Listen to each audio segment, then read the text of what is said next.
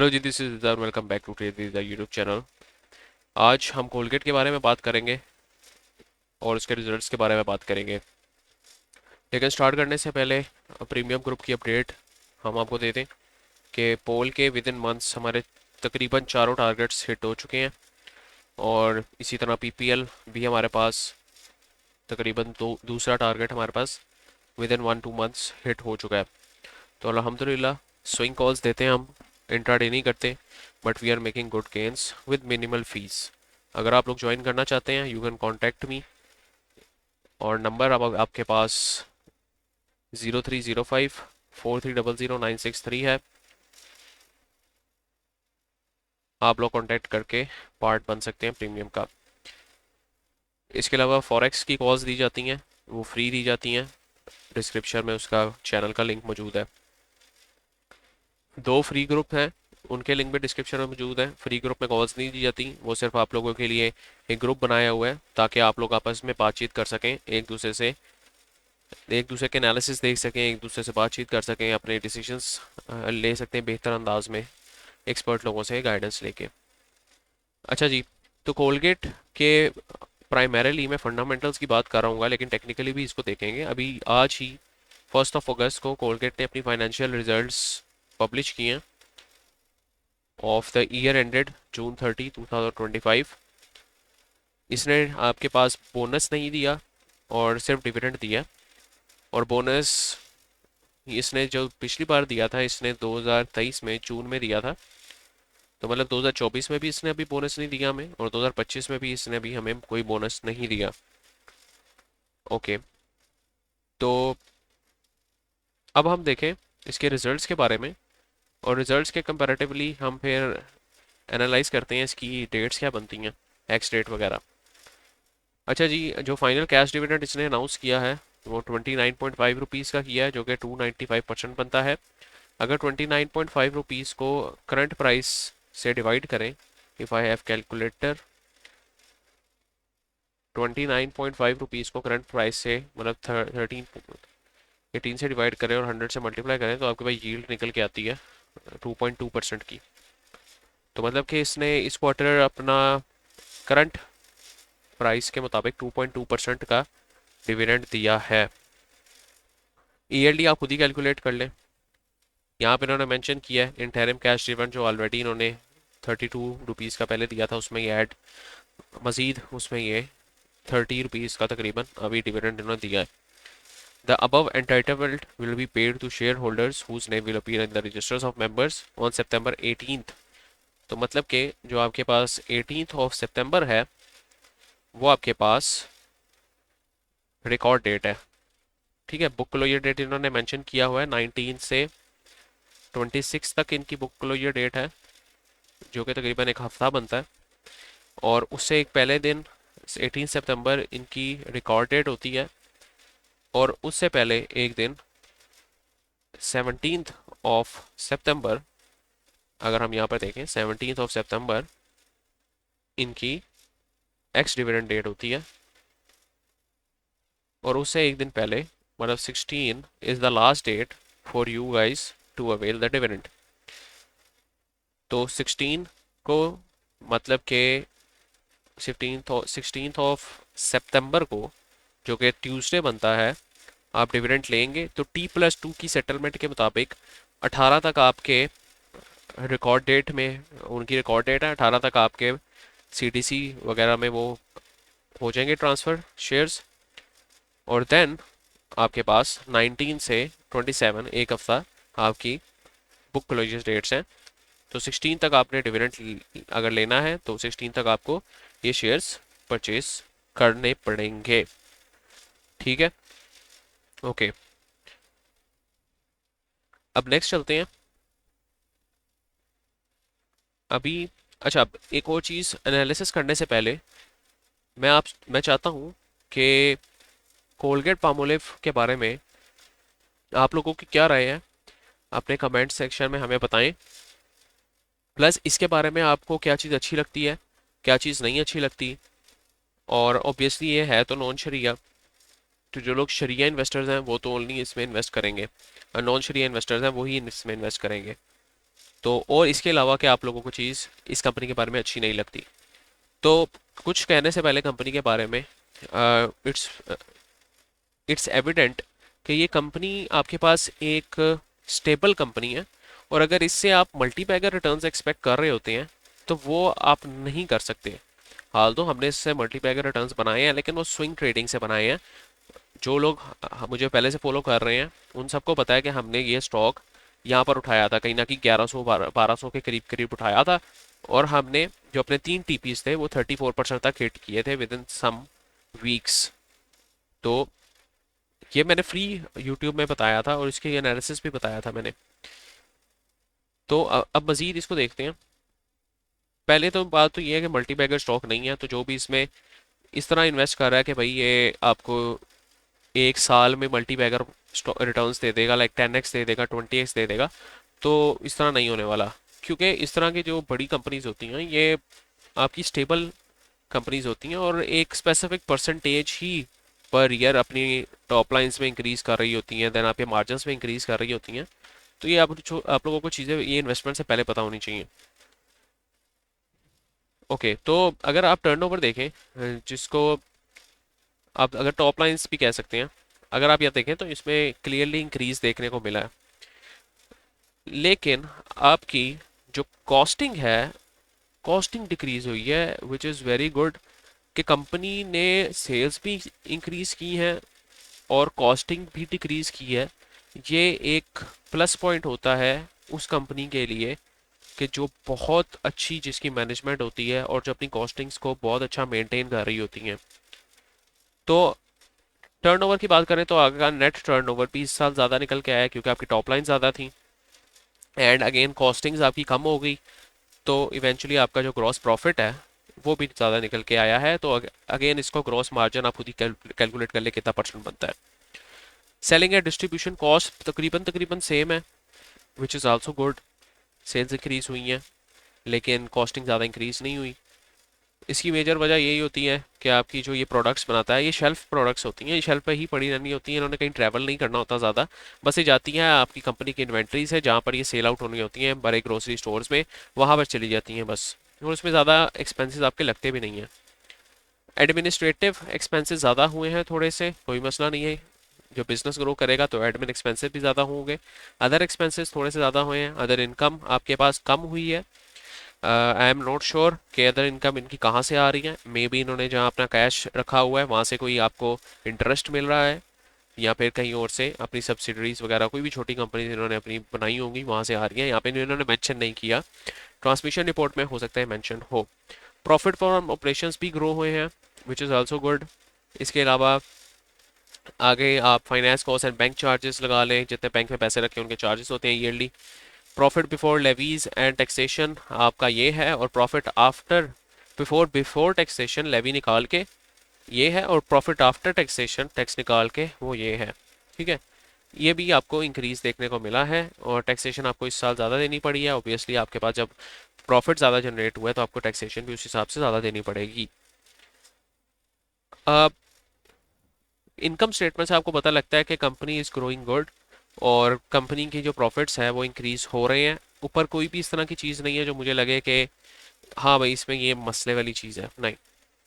At the end अगर आप देखें तो ईपीएस आपकी तकरीबन ₹4 से इंक्रीज़ हुई है।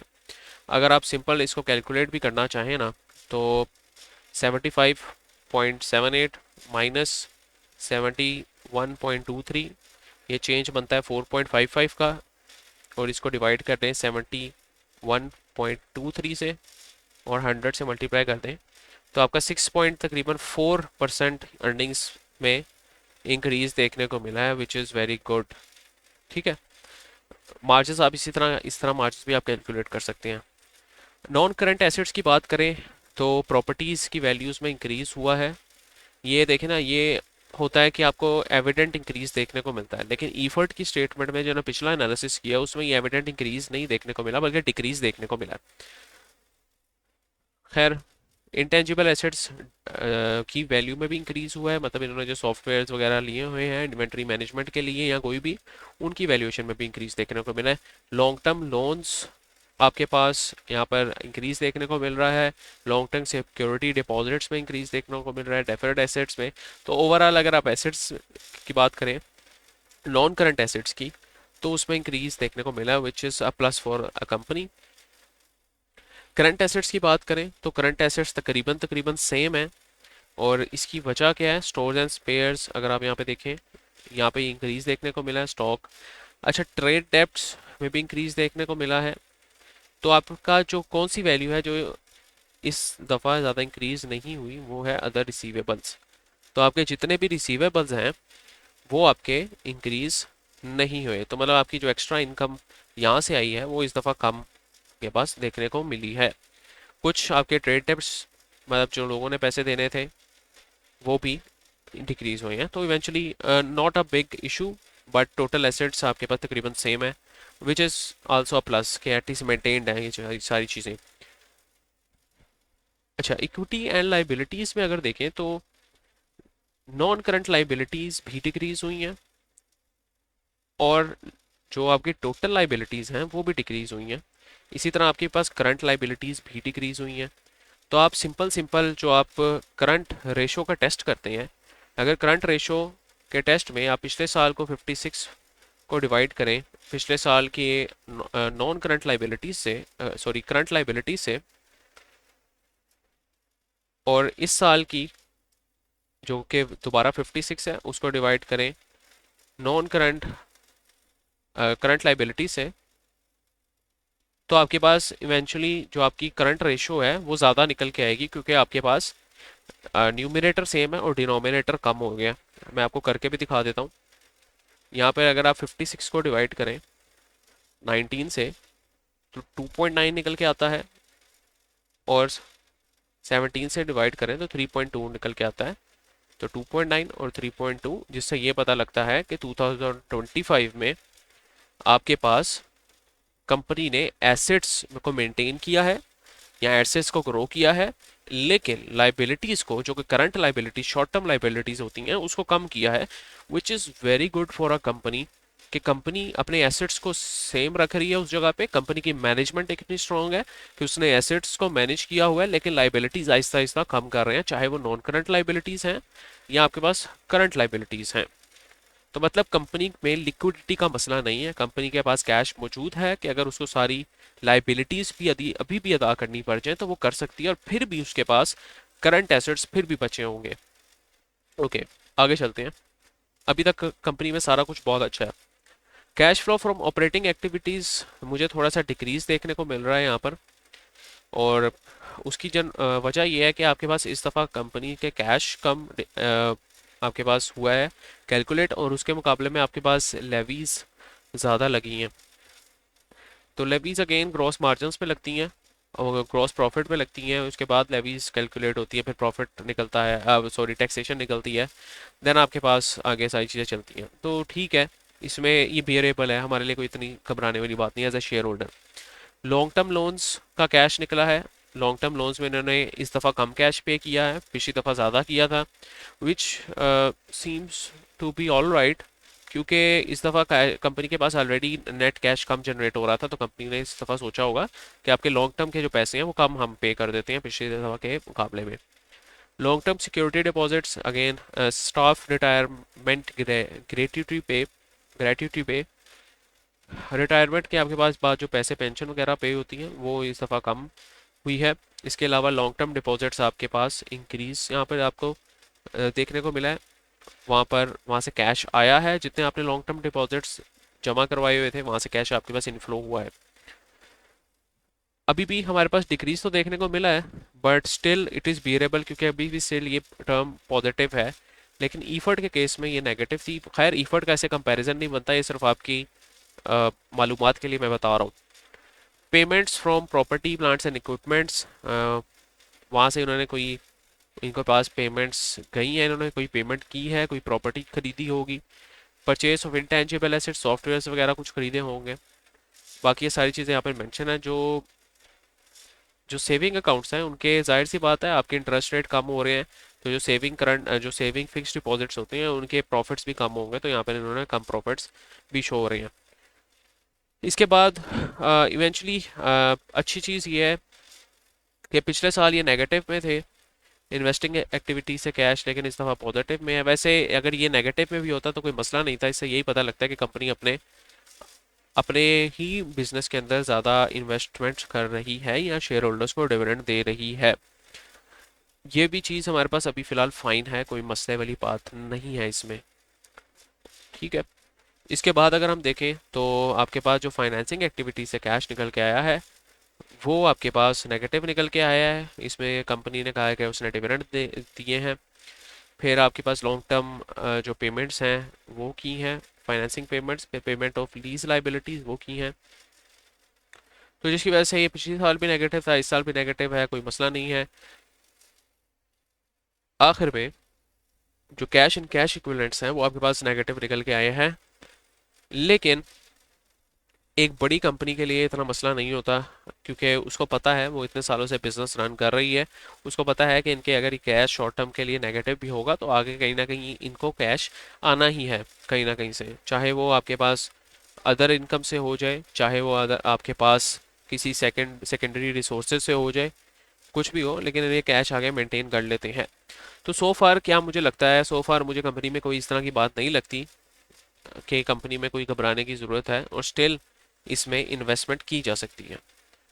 अब जो बात पते की होनी चाहिए वो ये है कि कंपनी का जो फ्री फ्लोट है वो सिर्फ 10% है, जिसका मतलब ये है कंपनी का 90% जो पैसा है वो बिग शेयर होल्डर्स के पास है। लाइक आपके पास स्पॉन्सर्स हो गए, आपके पास डायरेक्टर्स हो गए, और इस तरह के बिग शेयर होल्डर्स के पास ये पैसा पड़ा है। तो जाहिर है अगर कंपनी के जो शेयर्स हैं वो सारे ही बिग शेयर होल्डर्स के पास है, जिन्होंने ज़्यादा 90% ऑफ इक्विटी में पैसा डाला हुआ है, तो अगर अपना सिर्फ 1% ऑफ द इक्विटी भी निकालते हैं तो मार्केट में तहलका बच सकता है। मतलब कोलगेट के शेयर की फ्लक्चुएशंस बहुत ज़्यादा हो सकती हैं, जो कि हमें चार्ट से देखने को भी मिलता है। ये आप विक्स देख सकते हैं, ये आप डाउन विक देख सकते हैं, ये आप ये एक विक्स देख सकते हैं। तो अगेन ये ट्रेडिंग वाला स्टॉक नहीं है, लॉन्ग टर्म इन्वेस्टमेंट वाला स्टॉक है, या फिर इसको पोजिशनल के लिए आप होल्ड करें तो बेहतर है। अब मेरे टेक्निकल पॉइंट ऑफ व्यू क्या है, और मैंने जब ये कॉल दी थी, मैंने ये कहीं ना कहीं 2024 से मैं इसको कह रहा हूँ, 2025 को भी, 2024 के आखिर में मैंने शायद ये आपको कॉल दी थी। इवन फ्री ग्रुप जब हमने स्टार्ट किया था उसमें भी कॉल दी थी, और तकरीबन इसने ये जो मूव लगाया था ये तकरीबन तकरीबन भी 30 से 35% का मूव जनरेट किया था। और इसकी जो मेजर वजह थी वो यही थी कि इसमें मेजर एक्यूमुलेशन हुई थी। अगर आप यहाँ पे देख लें तो तकरीबन तकरीबन 6 मिलियन का वॉल्यूम लगा था इसमें। तो 6 मिलियन का वॉल्यूम की वजह से इसमें इतना स्पाइक देखने को मिला है। और अगेन ये जो है यहाँ पर ये डिस्ट्रीब्यूशन हुई है, और यहाँ पर लोगों ने, अब ये जिन्होंने यहाँ पर उठाया था माल, बड़े इन्वेस्टर्स, उन्होंने यहाँ पर आहिस्ता आहिस्ता आहिस्ता आहिस्ता इसको लिक्विडेट कर रहे थे, और लिक्विडेट हो भी गई है। अब मेरा स्टांस क्या है इसमें वो भी डिस्कस कर लेता हूँ। मेरा स्टांस ये है कि जिस तरह हमें यहाँ पर पता है कि कोलगेट एक पेनेंट की फॉर्मेशन अब बना चुका है, और पेनेंट की फॉर्मेशन जब भी बनती है तो आपके पास जो प्राइस होती है वो स्क्वीज हो जाती है, और जिस साइड भी ब्रेकआउट आता है तो वो आपके पास उस तरह कंपनी मूव करती है, या कोई भी स्टॉक उस तरह मूव करता है। अगर लॉन्ग टर्म में अगर आप देखें ना इसको, तो लॉन्ग टर्म में देखें तो आपने सिर्फ और सिर्फ 5 साल पहले की बात करता हूँ, 2020 में इस स्टॉक को उठाया होता तो अभी तक आप इस स्टॉक में 143% के प्रॉफिट में होते, करंट प्राइस की बात कर रहा हूँ, लेकिन इसने आपको 228 मतलब 230% का भी प्रॉफिट दिया है। मतलब कि सिर्फ 5 साल में अगर आपने सिर्फ इसको कैपिटल गेन के लिए ही होल्ड किया होता, I am not including bonuses या ईटीसी, तो आपको 230% का गेन मिला होता। तो जब भी आप जब लोग भी जब भी आप लोग लॉन्ग टर्म इन्वेस्टमेंट की तरफ जा रहे होते हैं, या आप लोग इवन शॉर्ट टर्म भी इस चीज़ को देख रहे होते हैं, 1 2 3 साल के लिए भी देख रहे होते हैं, तो इसकी एक ब्रॉडर पिक्चर ज़रूर देख लिया करें, मंथली चार्ट्स पे इसकी पिक्चर ज़रूर देख लिया करें कि क्या देखें। आपको क्या नहीं पता लग रहा कि ये एक सिंपली अप ट्रेंड में है, और अगर ये आप इसका ट्रेंड चैनल ड्रॉ करें तो ये अपने कितने खूबसूरत चैनल में फिर रहा है। इसने यहाँ से ब्रेकआउट दिया और दोबारा अब इसी चैनल को रीटेस्ट कर रहा है विद अ बुलिश फ्लैग या बुलिश पेनेंट पैटर्न। तो क्या ये आप लोगों के लिए ठीक नहीं है लॉन्ग टर्म के लिए अगर आप इसमें इन्वेस्ट करें?